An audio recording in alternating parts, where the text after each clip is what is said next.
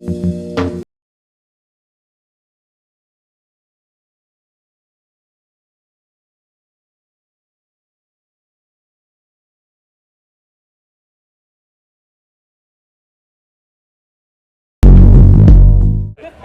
about this film are you most excited for viewers to see?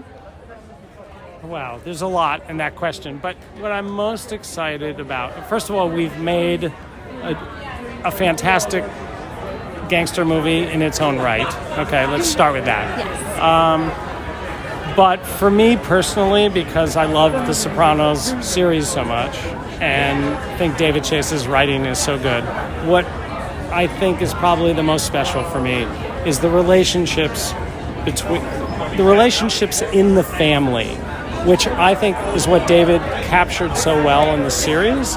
And in this movie, the relationships between Alessandro Nivola, who plays Tony's uncle, and Michael Gandolfini, who obviously plays Tony, as well as John Bernthal, his father, and Vera playing Tony's mother. And to me, that's what's most exciting. It's like with every movie for me, it's about the relationships between the characters.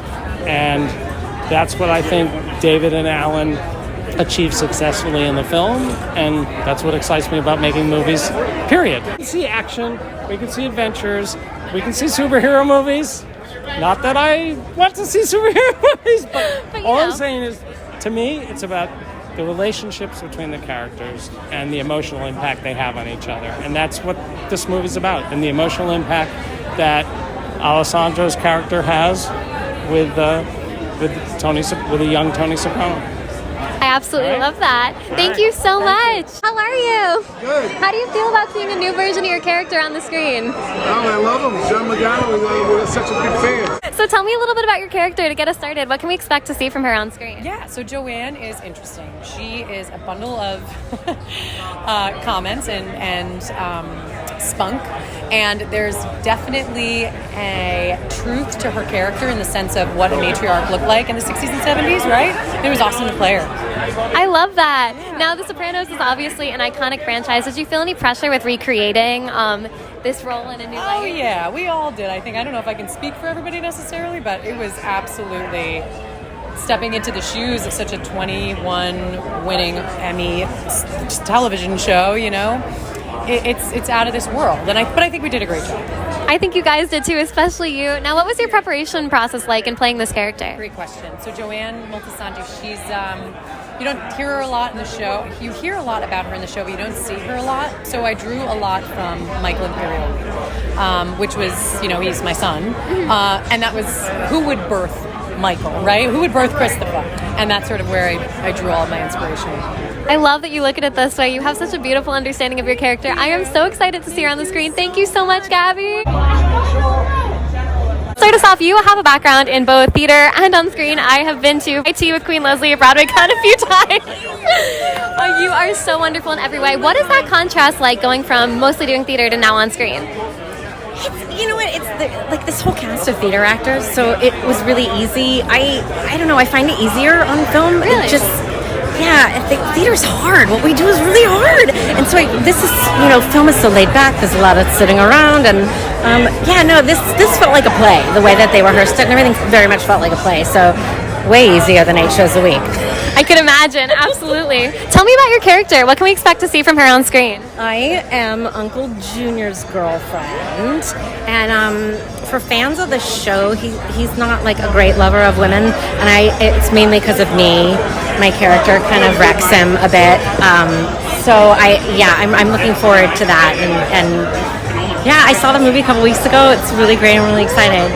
Your character definitely opens up a lot of conversations about that treatment of women back in the day. But she kind of gives it back. So, but that's a good thing. So what do you think, what do you think that says? What do you think her treatment of it back says about women's empowerment even in the later time? I mean, I think Italian women, I am one, I think that was always part of their personality, was giving it back. So I think they've always been that way, and I think it just hasn't really been shown a lot on screen. So no, the women in this are very, very strong.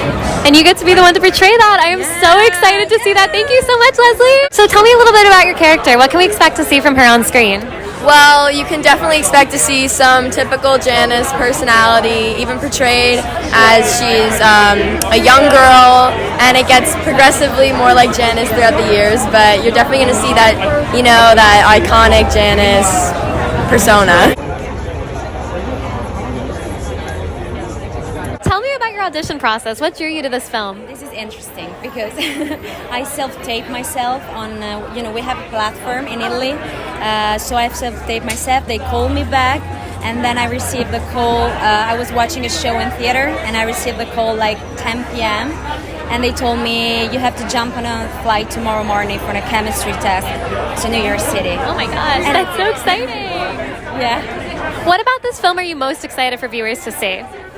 I mean, I'm a native, so I brought Italy in the best I could in the middle of American Italian. So my gestures, my culture.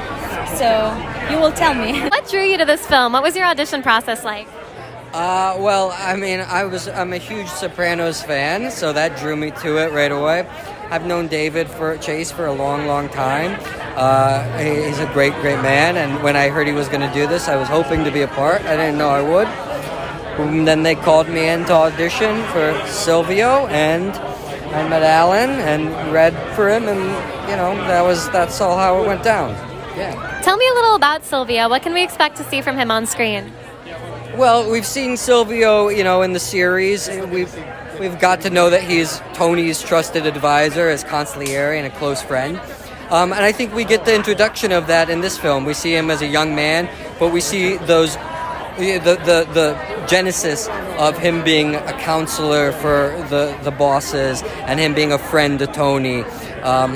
So we get to see him take that journey. As the original Janice Soprano, how do you feel about a new version of your character coming to life on screen? I think seeing someone playing me, although I did see her, she's way more beautiful, and way more cute. So, I'm looking forward to this film and just seeing kind of like a young Janice, but all on her own world. Nothing has to be. There's no judgment. I appreciate and support this group for the film that they made. Like, it's not really about Sopranos, it's about them and their story. You know what I mean? Don't you think? I think so too. So I'm looking forward to going and see a movie. I need one. I don't know about the popcorn if we're getting some. I hope we do. It's the first time I've been out in forever. Me too. I put lipstick on and I took a shower. You look so beautiful. You're so kind. I love your eyes. Thank you. I love yours. Thank you. Let's hope we get some popcorn. Mine are a little older than yours. No, not at all. It was worth the wait. Thank you, David.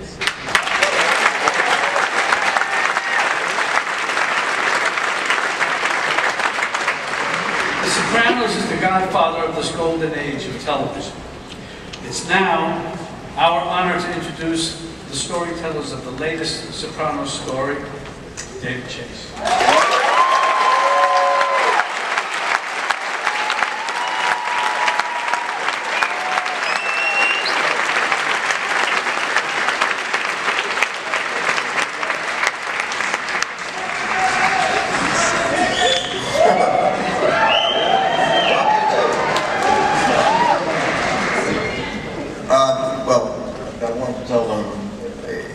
It's an honor and a trip to be starting off this festival. It's a great thing for us. We never thought this would happen. And it's terrific. Thank you all for coming out.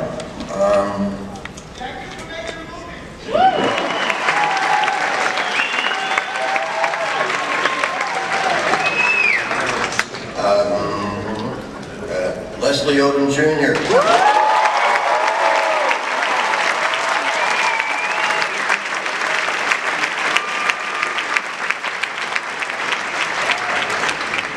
Divine Vera Farmiga.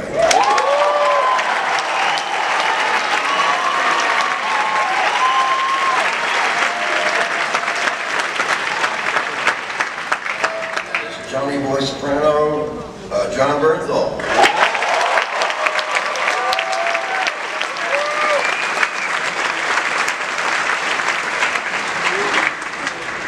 Corey Stoll as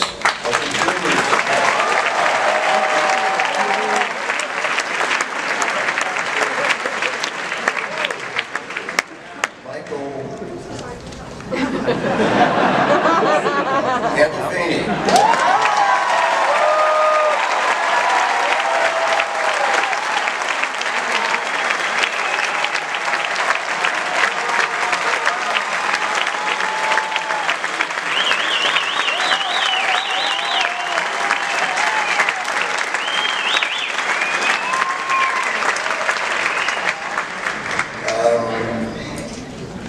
someone from the other side, as they used to say in my family, Michela de Rossi from Rome.